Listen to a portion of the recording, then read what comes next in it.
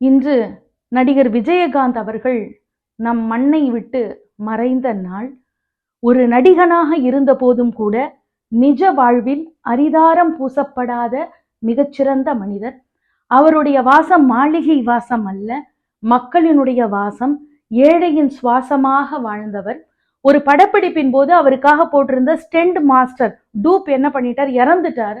இனிமே எந்த படக்காட்சியிலையும் எந்த சண்டை காட்சியிலையும் நானே நடிச்சுக்கிறேன், எனக்கு டூப் வேண்டாம்னு சொன்ன ஒரு மனிதநேயம் மிக்க பண்பாளர்.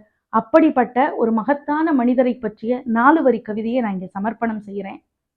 நீ உன் மனதை ஏழையின் வீடாக்கினாய், நடிகர் சங்கத்தை நீ வாழும் கூடாக்கினாய், உன் வீட்டில் அணையா அடுப்பேற்றினாய், பல பேர் வயிற்றின் பசியாற்றினாய், காவிரி பிரச்சனைக்கு இடி முழங்கினாய், தர்மத்துக்கு மட்டுமே நீ தலை வணங்கினாய்.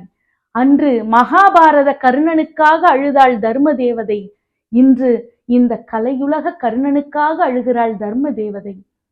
பொதுவாக நடிகர்களின் கண்ணீருக்கு விலை உண்டு, ஆனால் இன்று உனக்காக கோடிக்கணக்கான கண்கள் விலையில்லாமல் அழுது கொண்டிருக்கின்றன.